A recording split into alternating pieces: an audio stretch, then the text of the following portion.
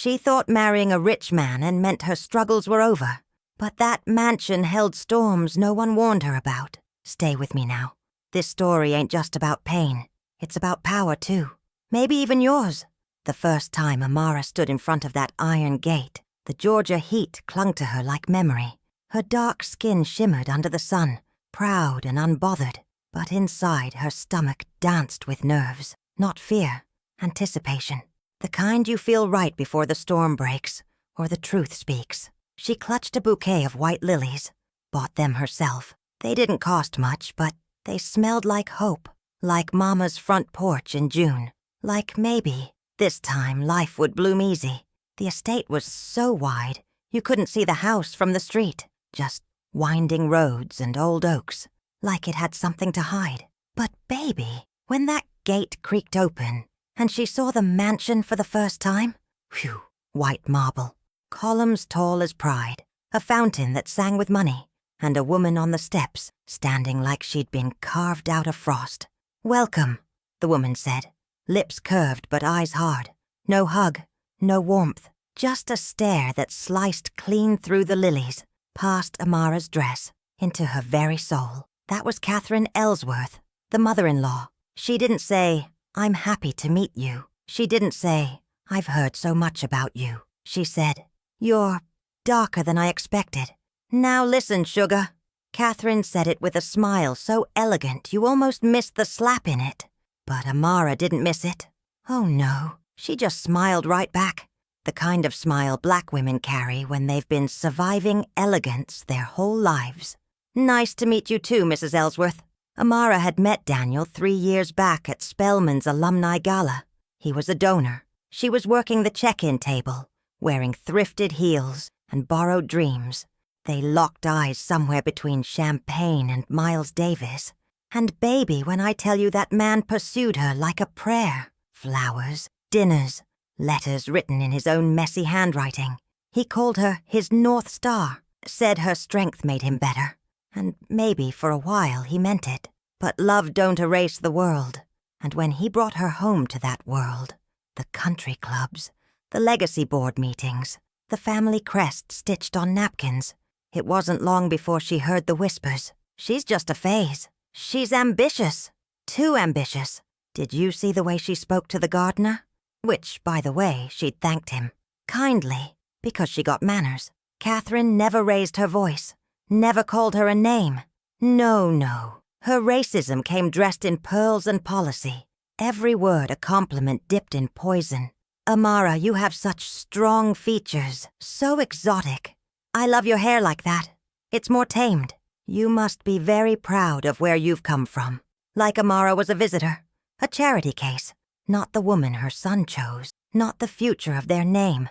But let me tell you something about Amara. She ain't come from money, but she came from women who knew their worth. She watched her mama clean houses in silence, but never with shame. She learned that dignity is something you carry, not something they hand you. So she smiled. She kept showing up, to brunches where they ignored her, to dinners where they accidentally served food she'd never eat, to boardrooms where Catherine made sure her voice went unheard. And every night when the marble floors were quiet, she sat in the guest room, not the main bedroom, no, and whispered to herself, "They think I'm temporary, but I came to stay." And then, one evening, she overheard something. Catherine's voice, Daniel's voice. The study door slightly cracked. "Or she'll be gone soon. This is just a phase, darling. We can fix this. Fix." Like Amara was a broken thing, a smudge on their perfect white canvas. She didn't cry. Not that night. She closed the door gently, went to bed with her back straight and her eyes open. But from that day on, sugar, she stopped asking to be accepted and started planning to take the damn house. And just when she found her footing, a letter arrived. No return address, sealed in red wax, with a single line written on the back. "You don't know the truth about your husband." They said she was too dark to be family, but sometimes silence is a louder answer than words. The letter sat on her nightstand like it was breathing. Red wax, thick and old-fashioned, pressed with a symbol she didn't recognize. Some kind of crest, almost regal. No return address, no handwriting on the front. Just that sentence scrawled on the back in black ink, like a warning wrapped in a whisper. You don't know the truth about your husband. Amara stared at it for hours that night, light from the antique lamp pooling on the edges. The house was quiet. Too quiet. That kind of quiet where every second feels heavy, like the walls themselves are waiting for your reaction. She didn't open it. Not yet. Because sometimes, baby, the truth don't just hurt. It rearranges everything. The next morning, breakfast was served in the solarium. All sunlight and white linen and lemon water poured from crystal. The table could seat 20, but it was just the three of them. Amara, Daniel, and Catherine. Catherine wore lilac silk and pearls so perfect they didn't even seem real. She buttered her croissant like royalty, slow and deliberate, then glanced at Amara with that signature smile. I took the liberty of inviting the Thornhills to dinner tomorrow, she said smoothly. They've been curious to meet you. Translation? They wanted to see what the fuss was about. The black wife, the outsider. Oh, Amara said softly, folding her napkin. Should I wear something beige? So I don't disturb their appetite. Daniel chuckled nervously. Catherine, not even a blink. My dear, wear whatever you like. Just try not to be too loud. That word again. Loud. Not in volume, but in presence, in skin, in pride. But Amara just nodded, quiet, deadly.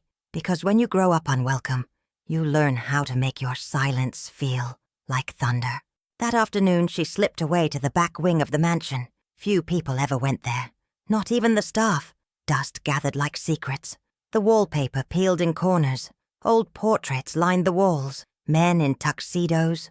Women with stiff smiles and glassy eyes. Then she saw it. A door, heavy oak, locked with a tarnished brass keyhole. And right above it, a faded name carved in wood. E. Ellsworth, 1946. She traced it with her fingers, felt a chill crawl across her shoulders. Daniel had never mentioned this part of the house, not once. And when she asked him that night over wine and roasted duck, he paused too long. Oh, that wing? He said, chewing too fast. It's nothing, just old storage. My grandfather's things, probably full of mothballs and mildew. Lies are like perfume, sweet at first, but they don't last long. That night she opened the letter. Inside were 2 photographs, one of a woman, young and dark-skinned, standing in front of the same mansion, but in maid's clothes, from decades ago, and another of her, Amara, from a week ago, same gate, same angle, underneath a note, written in the same black ink. History repeats itself, unless you stop it. She flipped the photo over.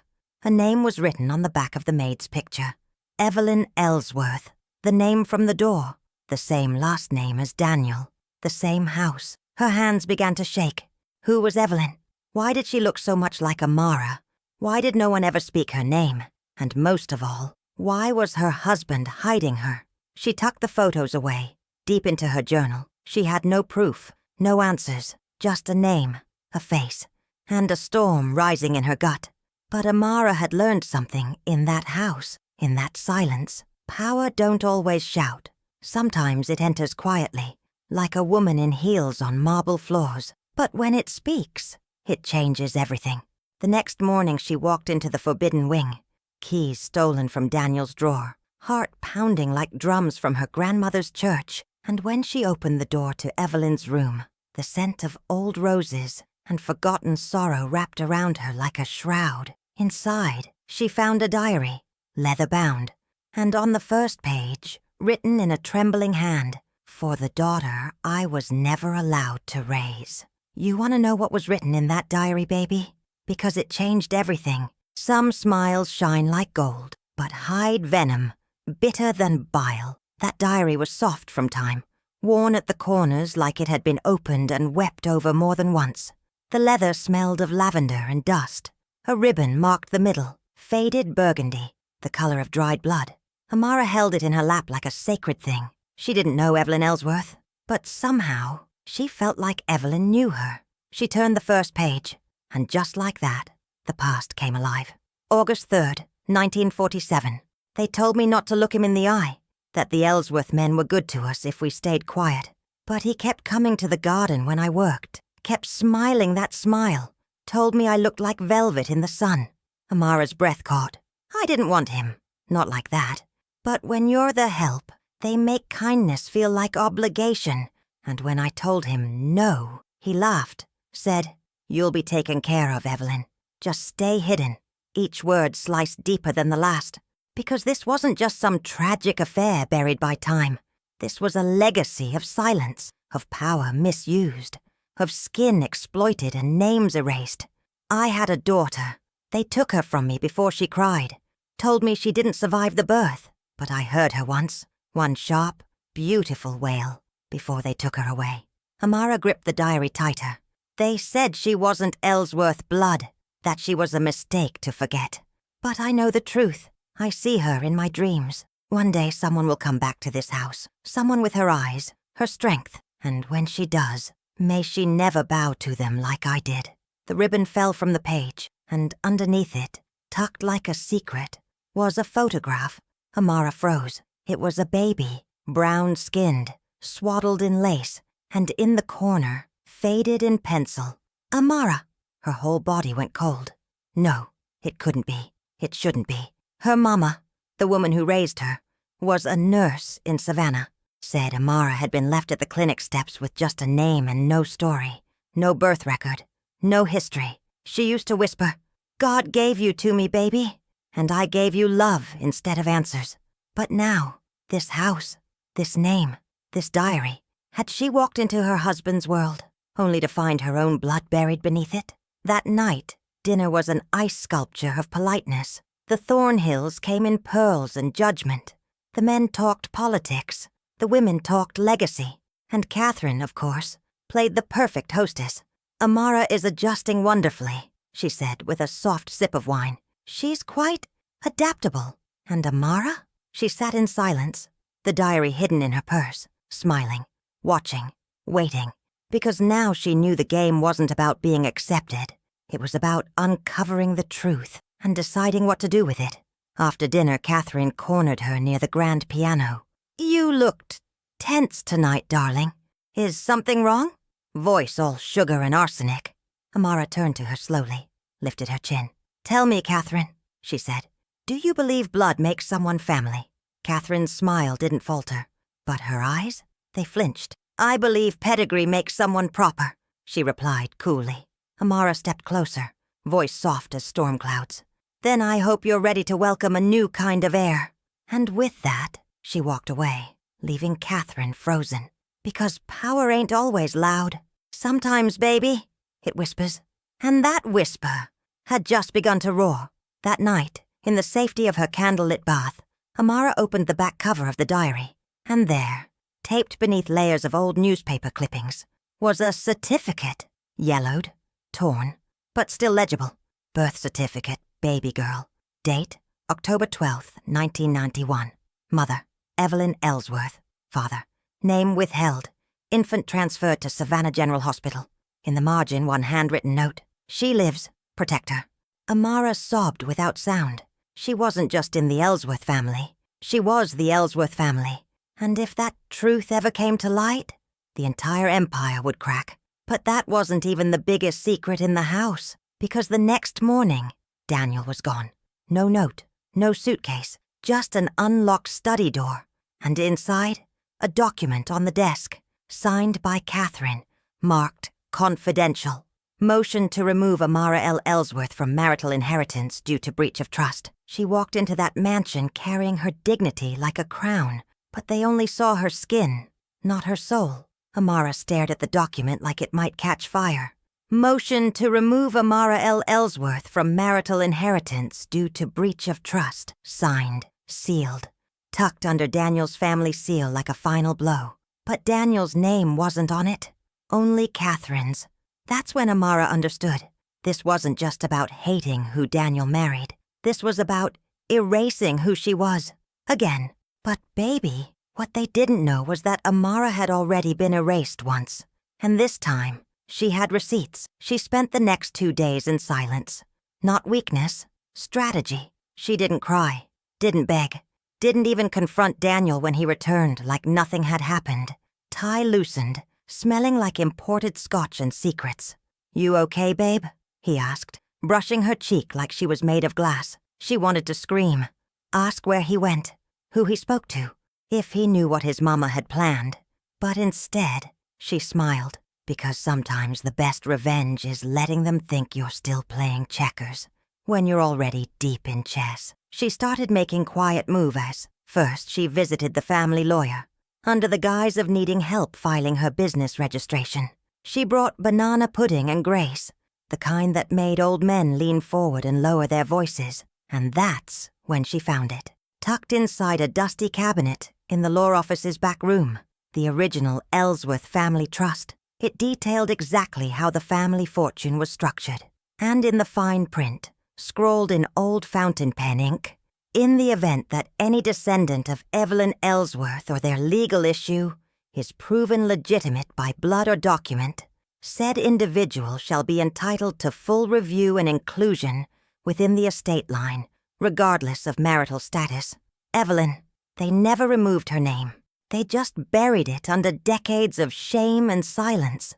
That clause was over 50 years old, probably forgotten by everyone still living, everyone except Amara, because that meant she wasn't just a wife, she was an heir, and no document Catherine filed could change that. She left the lawyer's office with a folder under her arm and fire in her eyes. Back at the mansion, the staff had started watching her differently, more carefully, some with worry, some with quiet hope. Old Ms. Darlene, the housekeeper who'd been there since before cell phones and common sense, pulled her aside in the hallway. "You remind me of someone," she whispered, then slipped a photo into Amara's hand, a younger Evelyn, in the same garden where Amara now took her tea, smiling, with eyes full of secrets. "She was too good for this place," Ms. Darlene said, "too proud and too black for them to claim." Amara looked up slowly. "But they didn't erase her," she whispered. "Not completely." Darlene nodded. Her blood came back for justice. That night, Daniel confronted her. "You've been different." She met his eyes, steady and unflinching. "So have you." He sighed, raking a hand through his hair. "Listen, my mother can be difficult, but she's just trying to protect the family name." Amara stepped forward. "And what name is that, Daniel? The one that silences women? Or the one that pretends blood don't stain when it's black?" He looked stunned, like he didn't expect her to bite. "You're making this harder than it has to be." "No, you are," she said quietly. "I came here with love. You gave me smoke." He reached for her hand. She let him touch her, let him feel the calm before the storm. "I don't want to lose you," he murmured. "You already did," she whispered. And with that she walked away, not angry, not broken, but ready. The next morning she dressed in ivory, walked into the family board meeting like a queen with no need for permission. Catherine looked up surprised. "This is a closed meeting." Amara placed the diary, the photos, the certificate, all of it, on the mahogany table. "Not anymore." She opened the folder. "This is Evelyn Ellsworth. This is my blood. And this," she tapped the clause, "makes me more Ellsworth than you could ever erase." Silence. Tight jaws, wide eyes, and Catherine. She didn't speak. She just stood, walked to the window, and gripped the curtain so hard her knuckles turned white. Amara turned to the board. "I won't be erased again. Not by elegance, not by money, not by you." And she walked out. But just as she reached the grand staircase, a voice called behind her. "Wait." It was one of the board members, an older man with watery eyes. He opened a drawer, pulled out a sealed envelope. "I always knew Evelyn had a child. Catherine forced it buried. But your grandmother, she left this." He handed it to her. On the front, in old slanted script, "For my granddaughter. When the time is right." Amara's hands trembled. She opened it. Inside, a key and a deed to the mansion itself, signed over in 1993, never activated, but fully legal. And the final line? "To the child born in silence. May your voice echo through these halls. Dignity don't beg to be seen. It just walks in, sits at the table, and waits for silence to notice." The key was heavier than it looked. Not just metal, memory, burden, justice pressed into brass. Amara stared at the deed all night, fingers tracing Evelyn's name. So much had been taken from that woman. Her body, her baby, her future. But somehow, through time, cruelty, and silence. She'd left Amara the one thing they never expected: power. At dawn, the mansion was quiet, servants not yet awake, Daniel still sleeping off his guilt and wine. She stepped barefoot through the east hallway, her skin kissed by golden light, hair wrapped like her mama taught her, with oil and reverence. And when she reached the study, she didn't knock. She opened the door, stepped in, placed the key and the deed on the oak desk. Catherine looked up, already dressed in mourning black, like she sensed what was coming. "I suppose you think this changes something," she said calmly. "No," Amara said softly. "I know it does." Catherine stood. "The board will never—" "They already have." She slid a signed letter across the table. "Full verification of inheritance. Legal claim to the Ellsworth estate. Effective immediately."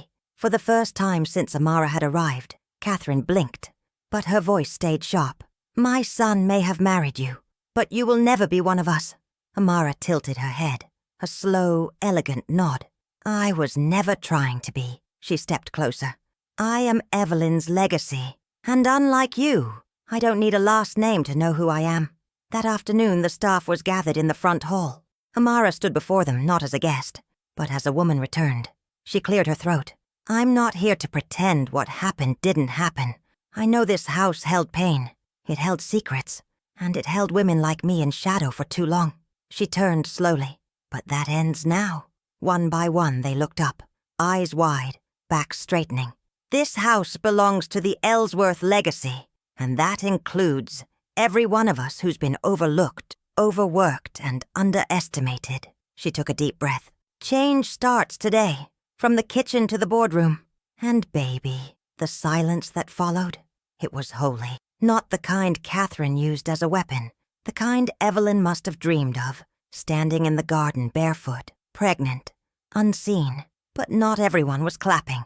Later that evening, Daniel stood in the doorway of the old nursery, watching her from the shadows. "You've made quite a show," he said. Amara didn't turn. "I made a claim. Legally, historically, spiritually." He walked closer. "You're tearing this family apart." She met his gaze, steady, fierce. "No, Daniel. Your mother did that when she hid the truth, when she silenced a woman who had no voice. I'm not tearing anything apart. I'm putting it back in its rightful place." He looked tired, small, like the house had finally grown too big for him. "I never knew about Evelyn," he said quietly. Amara nodded. "But you knew how your mother looked at me, how she talked about me. Not to me. You knew. And you let it slide." He swallowed hard. "I didn't know how to fight her." Her voice cracked with quiet fire. "But I did." And she turned her back. That night, as the rain tapped against the glass panes, she opened the sealed door at the top of the 3rd floor, the one that had been locked for decades. Inside, the room was empty, except for a portrait. Evelyn, young, regal, unbroken, painted in oils, hidden for years. Amara lit a candle, set it beneath the painting, and whispered, "You're home now." But just as peace began to settle in her chest, a soft knock came at the door. One of the lawyers, pale, nervous.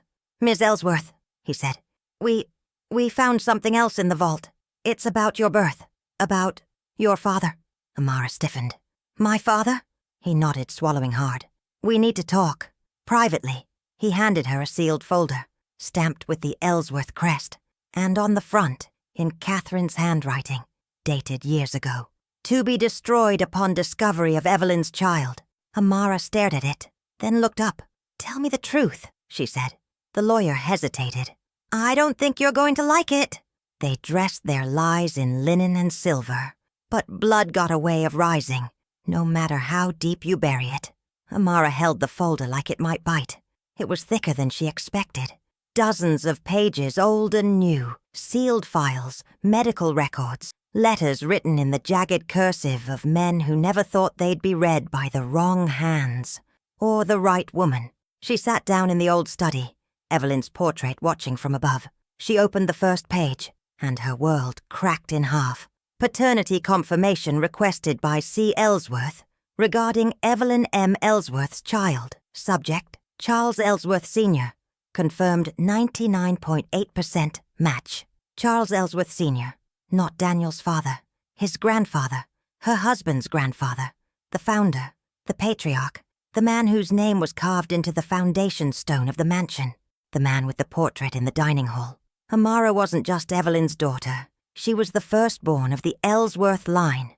Not Daniel, not any of the pale-skinned men they'd bred for legacy. Her, a black girl left on a hospital step, raised by a nurse with soft hands and a bigger heart than the whole of Georgia. And suddenly, it all made sense. Why Catherine hated her on sight. Why the board looked nervous when she spoke. Why the East Wing had always been locked tight. Because they hadn't just lied. They'd buried a scandal so deep, they forgot the roots would grow back into a tree. The letter from Catherine was next, written 27 years ago. To be opened only if necessary. The child must never know. It would destroy everything we've built. I've paid the clinic. The nurse has agreed to raise her anonymously. If she returns, we deny. We distract. We dilute the story. The Ellsworth name is not for her kind. Amara read it again and again, until the words blurred, until the tears came, but not tears of pain. Tears of knowing, of becoming, of rising. She wasn't just somebody's mistake. She was somebody's fear, somebody's threat, somebody's rightful place. And now, she was done asking for it. That night she found Daniel on the back porch, whiskey in hand, eyes glazed. The wind stirred the oaks like old ghosts in prayer. "Did you know?" she asked. He didn't turn. "I suspected." Amara stepped closer. "Your grandfather. My father. You married me, knowing." He finally looked at her. "I loved you." She laughed, low and bitter. "You loved the idea of me, until it got too real." He stood. "I tried to protect you." "No." Her voice sliced the night. "You tried to protect yourself. Just like your mama. Just like this whole damn family." She stepped close enough to see the sweat on his lip. "You married your cousin," she said. "You married your blood." He blinked, trembled, whispered, "It wasn't like that." "No," she snapped. "Then what was it?" He had no answer. Only silence, and guilt, and a legacy collapsing under its own rotted bones. She turned to leave, but before she stepped inside, she said, "I'm not running from this house, Daniel. I'm claiming it, not for the Ellsworths, but for every woman they tried to erase." And then she closed the door behind her, not softly, but like a statement. The next morning she called a press conference. Not big, just local reporters, enough for the rumor to become truth. She stood on the front steps of the mansion in a navy suit, hair natural, crown held high, and said, "I am Amara Ellsworth. I am the daughter of Evelyn Ellsworth, and the legal heir to this estate." Cameras clicked. Reporters gasped. "My grandfather was Charles Ellsworth Sr., and though history tried to erase the stain of his sin, I am not a stain. I am the seed, and I will bloom here, fully, visibly, black." The story exploded within hours. Billionaire heiress breaks silence. Ellsworth family scandal. The black daughter they tried to bury. Blood, power, and a woman who wouldn't be quiet. And Catherine packed her bags in the dead of night, left behind her pearls and her venom, left a single note on Amara's mirror. "You win, but you'll never belong." Amara read it, smiled. "I already do." But just as she began to exhale, a knock echoed through the mansion's gold foyer. A tall woman stood at the door, black, regal, wrapped in African print and stillness. "I knew Evelyn," she said. "We were girls together, and I know something you don't." She held out a small velvet box. Amara opened it slowly. Inside, a ring, gold and carved with the Ellsworth crest. But not just any ring. The founders, passed to firstborn sons or daughters, but only if they knew the truth. "You ready to know what that ring unlocks, baby? Because this house still got more secrets to spill. Sometimes legacy don't live in money or marble. It lives in what they hide from you and what you do when you find it." The ring was cold, heavy, ancient, and humming with a history no one ever meant for her to hold. Amara turned it in her palm, the gold glinting like a secret finally ready to speak. "This belonged to Charles," the woman said, her voice lined with decades of knowing. "Your grandfather gave it to Evelyn once. He told her it meant she'd always be protected. But you and I both know, baby, protection was never what he gave her. Amara looked up, heart pounding. "Who are you?" The woman smiled, eyes tired but proud. "I'm Aunt Mavis, Evelyn's oldest friend. I was the one she wrote letters to when they wouldn't let her speak. I've been waiting for this moment longer than you've been alive." She took Amara's hand, pressed the ring into her palm. "This ain't just jewelry, sugar. It's a key." That night, Amara couldn't sleep. The mansion was too quiet, the kind of quiet that whispers. She wandered through the hallways barefoot, ring clenched in her fist, diary tucked beneath her arm like armor. Then she remembered something Evelyn wrote. "He showed me a room no one else knew, said it was for Ellsworth eyes only. But eyes can lie, especially blue ones." She stopped in front of the old grandfather clock on the second floor. Something about it always felt off, too grand, too still. She slipped the ring into the tiny notch under the brass dial. Click. The clock shifted. Not forward, sideways, and behind it, a narrow hallway, dusty, cracked, lined with portraits that had never hung in public view. Portraits of women, black women. At the end of the hall was a door. No knob, no keyhole, just the crest, the same one on the ring, etched into the wood like a warning. She pressed the ring to the center. The door creaked open. Inside, a room frozen in time. Velvet chairs, books with broken spines, a fireplace full of ash and memory, and a desk with a nameplate. E. Ellsworth. Her mother. Her name. Her room. It wasn't a servant's quarters. It wasn't a secret shame. It was a study, a throne, a promise. And there, in the top drawer, she found it. A sealed envelope, addressed to her, in Evelyn's hand. "My dearest Amara, if you're reading this, it means truth has finally grown teeth. I prayed every night you'd make it back here. Not because you needed the mansion, but because the mansion needed you. They made me a ghost. But ghosts can guide, baby. Take this room, take this name, and never let them call you temporary again." Amara folded the letter, placed it in her chest pocket, and sat down at the desk. Her desk. She lit a candle, opened the diary beside her, and began to write her own chapter.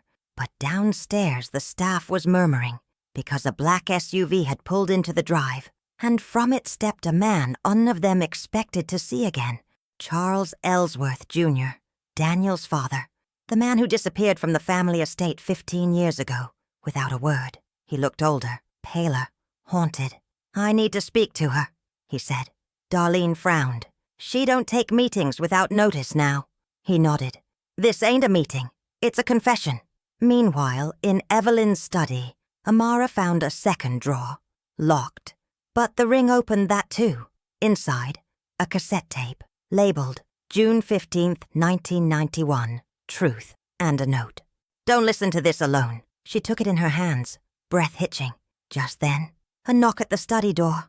A voice, low and trembling. "Amara, I'm not just your husband's father. I might be something else entirely. Truth don't knock politely." It kicks down the door when the silence gets too heavy to hold. Amara stood frozen. The tape trembled in her hands. The ring, her inheritance, her weapon, still warm from unlocking so many lies. And outside the door stood a man who walked like guilt. Charles Ellsworth, Jr. Not the legend his father was, not the face on the plaque, but a man who once vanished, left the Ellsworth legacy behind like a snake shedding skin. And now, he'd come back. Not for Catherine, not for Daniel, for her. She opened the door slowly. He stepped in with eyes like winter, gray, distant, afraid to meet hers. "I know who you are," he said. "I've always known." Amara didn't flinch. "Then say it." He sat, voice low. "You're Evelyn's daughter, and I might be your father." Silence fell thick in the study. Even the candle's flame seemed to still itself. Amara narrowed her eyes. "Might?" He sighed. "Evelyn, she was with Charles, my father. That's true. But what most don't know is, he wasn't the only one." Amara gripped the tape. "You're saying Evelyn was with you too?" He nodded, shame painting his face. "I was 19. She was a few years older. I loved her, quietly, carefully. She was working the garden and I—" "You what?" Amara snapped, voice sharp. "I respected her," he said quickly. "Unlike my father, he used power like a whip. But me? I wasn't strong enough to protect her. Tears welled in his eyes. She got pregnant, and they told me the baby died. But I never believed them. He looked up, finally meeting her gaze. And when I saw you, when Daniel brought you home, I knew. You got her eyes, her spine. Amara stepped back. You watched me walk through that door and said nothing. I was afraid. Of what? He swallowed. Of the truth making me a coward twice. Amara stared at the tape. I have this, she said. Labeled Truth. Evelyn's handwriting. June 1991. His face drained of color. I know that tape, he whispered. I recorded it. Amara blinked. You? He nodded. She made me. Right before they took her away. Said one day her daughter would return. Said I'd need to be a man. Finally, he reached for the recorder on the desk. The old one Evelyn had left behind. Amara slid the tape in, pressed play, and the past began to speak. My name is Evelyn May Ellsworth, and if you're listening to this, you came back. Baby, I don't know your name, but I feel your breath in mine. They told me I was nothing, a maid with good hips and good silence. But I gave birth to a miracle, to you, and they tried to steal you, same way they stole my voice. I was with two men. One used me, one loved me, but only one ever cried when I left. Charles Jr., this part is for you. You failed me once, but don't fail her. Amara's hand trembled over her mouth. To my daughter. They'll try to confuse you, try to make your blood feel dirty, but don't let 'em. You come from a line of women who bend but don't break. Take this ring, take this room, take this truth, and let them choke on their legacy while you build your own. The tape clicked off. Silence fell like snow. And in that silence, Amara changed. She stood, shoulders squared. Whether it's him or you, she said to Charles Jr., doesn't change what I am. He nodded slowly. Can I be part of your life? She turned to him, calm, clear. I don't know yet. Later that night, Daniel returned. I heard you called a press conference, he said, trying to sound casual. I did, Amara replied. Truth deserves a mic. He paced. You're blowing everything up. No, she said. I'm planting something new. He paused, watching her carefully. Do you still love me? Amara tilted her head, thought for a long, long moment. I loved the version of you that believed in me, the one who said I was his North Star.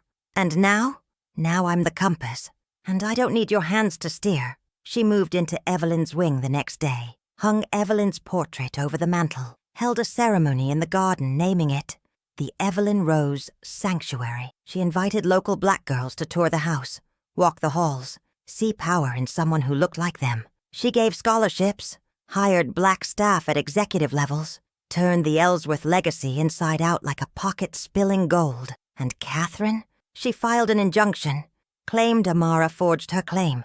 But baby, the judge laughed her right out the courtroom. And when Catherine left the courthouse, heels clicking, mouth thin, she passed Amara on the steps. And Amara smiled, a quiet, graceful smile. The kind black women carry when they know history tried to erase them. And they came back in ink and flame. But that night, a box appeared on Amara's doorstep. No note, no return address. Inside, a single item, Daniel's wedding band, snapped in half, burned at the edges. Some fires don't burn out. They just hide in the walls, waiting for air. The broken ring sat in her palm like a threat. No note, no explanation. Just ash on the velvet box and metal cracked clean down the middle. Daniel's wedding band. The same one he swore on when he told her, forever. Amara stared at it for a long time, not because of what it meant, but because of what it dared to suggest, that this wasn't over, that something, someone, was still watching, still fighting to pull her back into the dark. She called Daniel. No answer. Called again. Voicemail. Finally, a text. Don't come looking. It's safer that way. Safer? The word twisted her stomach. Because safety had never been part of the Ellsworth house.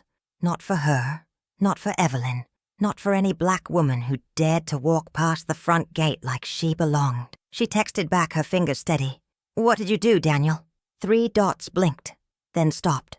No reply. The next day, the staff found the study ransacked, books shredded, Evelyn's desk overturned, her portrait slashed across the face, from temple to jaw, like someone wanted to silence her again. But baby, Ghosts don't die just because you cut canvas. Amara stood in the wreckage, heart hardening. They're scared, she whispered. Darlene nodded from the doorway. Of what you found? No, Amara said. Of what I am. She filed a police report, quietly. No press, no spectacle. But she knew whoever did this. They didn't care about rules. That night she checked the security cameras. And there, just after 2:13 a.m., a figure in all black stepped through the east garden. Tall, slim, limping. She paused the footage, zoomed in. It wasn't Daniel. It was his brother, Eli, the son Catherine never mentioned. The one Amara had only seen in a faded photograph tucked behind the liquor cabinet. Rumor was he'd been institutionalized years ago after a breakdown, said to be unstable, unfit, banished from family events, hidden like a crack in the porcelain. But now, he was back, and he had the key to Evelyn's study. She brought the footage to Charles Jr. He paled. He was obsessed with the legacy, Charles whispered. Even as a boy, said it was his birthright. Amara's jaw tightened. He's not the heir. No, Charles said softly. You are. That evening, Amara locked the study, but something still felt off in the mansion. A hum in the walls, a shadow behind her steps. She kept hearing the same piano key, the high C, ring out in the distance, just once, always when she was alone. She checked the piano. Locked. Still, the sound came. Then one night, it came again, followed by the creak of a door, a whisper. Her name. She followed it down the servants' corridor, past the wine cellar to the old linen closet. A single piece of paper sat on the floor, burned at the corners, written in shaky ink. You think you've claimed this house, but some of us were born in its bones, and bones don't forget. She turned around and saw the portrait of Charles Sr., torn from its frame, laid face down. But here's the thing, baby. It wasn't on the floor when she walked in. The next morning, Eli showed up at the gate, not with a threat, with a proposal. I want my name back, he said. I want my piece. Amara stood tall. There's nothing left for you here. He smiled, eyes wild. There's always something left in a house built on secrets, especially when you're not the only heir. She frowned. What do you mean? He reached into his coat, pulled out a birth certificate, faded, stained. Eli Ellsworth, mother, unknown, father, Charles Sr. Amara's stomach dropped. You're Evelyn's son, she whispered. He nodded slowly. We're twins. Twins. One raised in shadows, the other left at the hospital door, split by fear, reunited by fire. And just as she tried to breathe, he leaned in and whispered, But they told me you were the mistake. Then he turned and walked into the fog like a ghost returning home. They split them like secrets, one to silence, one to shine. But blood don't follow orders. It follows truth. Twins. The word echoed in Amara's mind like thunder rolling over the trees. She looked down at Eli's birth certificate again. Same date, same surname, same father. But no mother listed. She whispered, Why would Evelyn hide you? Eli's voice came from behind the gate like smoke. She didn't. Catherine did. He leaned forward. They told her I died at birth, told me she was just a worker, raised me in a clinic where I was just a check to be cashed. Amara's heart cracked. Not for him, not yet, but for Evelyn, for the pain of losing 2 children and never knowing they were both alive. Eli's voice sharpened. They gave you the name, the house, the face in the press, but I got the fire. And now? He slid a flash drive through the gate bars. You're gonna need to know what's on here. Then he walked off. Not fast, not slow, just like a man who knew the war had only begun. Amara looked down at the flash drive. The label read, The Real Ellsworth Files, E. But which E? Eli? Evelyn? She turned back toward the mansion. Whatever was on that drive was about to make everything explode. Some truths are locked in vaults. Others, they live in video files, waiting for the right eyes to see and the right hands to burn it all down. Amara sat alone in Evelyn's study, the only light coming from her laptop screen. She slid the flash drive in. A folder opened, labeled L. Sworn, 1992-2007. Inside, dozens of files, audio recordings, scanned letters, one video, time-stamped, June 1992. She clicked on the video first. Grainy footage, Charles Sr., sitting in a leather chair, whiskey in hand, voice thick with arrogance. "If anything ever comes back, the girl or that bastard boy, we have the papers to prove she was unstable. We'll say she fabricated it all. Just another black maid looking for a payout." Amara covered her mouth. "Catherine's handling it. The clinic's paid. The nurse is silent. And Charles Jr.? Weak as ever. He thinks he's in love." Then he laughed. "You don't give the help a house. You give her hush money. Or a funeral." The screen went black. Silence screamed louder than any siren. Next file. A scanned ledger. Payments. To Savannah General. To private mental health centers. To a woman only referred to as EEOH. Evelyn Hollis? Evelyn Ellsworth. The last document? A letter. Written by Evelyn's hand. Never sent. Addressed. To whoever finds this. Make them see me. They took everything. My name. My children. My sanity. But I kept records. Because even ghosts deserve justice. At the bottom. A list of names. Board members. Lawyers. Doctors. All complicit. Amara's breath slowed. Eyes burning. Heart steel. This wasn't just a family lie. It was a network of betrayal. A mansion built on erased women and paid silence. She closed the laptop. No more playing nice. Tomorrow the world would see the real Ellsworth legacy. Starting with the names Evelyn refused to let rot in the dark. Not every knife leaves a scar on the skin. Some pierce where trust lives. And baby, that's where it hurts the most. Amara sat on the edge of the fountain Evelyn once cleaned in silence, folder in her lap. A name circled in red ink. Daniel Ellsworth. Not Charles, not Catherine.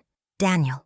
At the top of Evelyn's list, marked, primary witness, paid. She blinked, heart pounding slow and loud like war drums. This wasn't from 20 years ago. The payment was dated just 6 months before the wedding, 6 months before Daniel got on one knee. She confronted him at dusk. No cameras, no staff. Just the truth between them like glass ready to shatter. "You were paid," she said. He didn't even ask how she knew. "I didn't think you'd ever find it," he whispered. "That's your defense?" He stepped forward. "They told me she was lying, that Evelyn was sick, that it was for the good of the family. And when they offered me the money, you took it." He nodded, slowly, shamefully. "I took it. And then I met you, and I tried to make it right." Her voice dropped low. "You don't fix betrayal with brunches and flowers." Tears welled in his eyes. "I loved you. You used me." He stepped back, jaw trembling. "So what now? You take the house, the company, burn it all down?" She stared straight through him. "No, I rebuild it. Without liars, without ghosts, without you." And she turned and walked away, not like a woman broken, but like one reborn. Back in Evelyn's study, she opened one last file from the flash drive. A birth photo. 2 babies, side by side. Tiny fists. Same eyes, same nose. One labeled Amara, the other Elias. And scribbled in the corner, Evelyn's handwriting. "I dreamed you'd find each other." But upstairs, Eli was watching through the hallway vents, grinning. Not because she'd found the truth, but because she still hadn't found his lie. Some kin don't come to love you. They come to claim what they think should have been theirs. Eli walked those mansion halls like they were a hunting ground, smiling at the portraits, trailing his fingers over the velvet curtains like he could feel Evelyn's breath still trapped in the fabric. He'd been patient. Let Amara do the talking. Let her fight the battles. Let her unlock every door that kept his inheritance in chains. But now he wanted his half. In the East Library, the one no one used but him, he pulled out a black notebook. Inside, floor plans, blueprints, notes about Amara's movements, her passwords, the staff rotation. He'd been watching for months, waiting, not for family, for access, because Eli wasn't here for justice. He didn't want Evelyn's memory honored. He wanted revenge for a life he blamed on everyone but the man in the mirror. And most of all, he wanted the company. Downstairs, Amara was in the boardroom, meeting with investors, turning the family company into a scholarship fund, endowing black schools, turning mansions into healing houses. And up in the vent, Eli was listening. His smile twitched. "She wants to give it away," he muttered. "She don't deserve it." Then he reached into his pocket, pulled out a second flash drive, this one labeled, "For the press." Ellsworth scandal, fabricated lineage, a fake story, forged records, lies built to undo everything Amara had proved, and a single video clip, deep-faked, of Evelyn in a hospital room, edited to make it look like she'd denied Amara's birth. He whispered to himself, let's see what truth looks like, when no one believes it anymore. But what he didn't know? Miss Darlene had been watching him for weeks, and she'd just found the black notebook. Some women clean houses. Others, they clean truth from lies, with gloves off and memory sharp. Ms. Darlene stood at the foot of the east staircase, black notebook pressed to her chest like scripture. She'd cleaned this house for 42 years, watched 4 generations of Ellsworths lie, scheme, and bury their shame beneath marble and manners. But baby, she didn't miss a thing, especially not a boy like Eli, slipping around like a snake with polished shoes. She opened the notebook, read the fake plans, the passwords, the lies. She didn't cry. She went straight to Amara. Amara listened in silence as Darlene laid everything bare. The notebook, the second flash drive, the plan to leak fake documents to the press and undo it all. Amara didn't shout. She stood, smooth and slow, tied her hair back, and said only one word, gather them. That evening she called a meeting in the grand hall. Board members, staff, Catherine, watching bitter from the back. Even Daniel showed up, small and ashamed. And then Eli, looking calm, confident, until Amara stepped forward with the black notebook in one hand and the real flash drive in the other. I came into this house wearing my grandmother's earrings and a borrowed suit, she said, voice steady.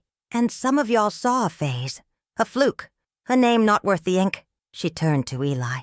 You tried to erase me with fake files, but Evelyn's truth is louder than your edits. She played the real tape.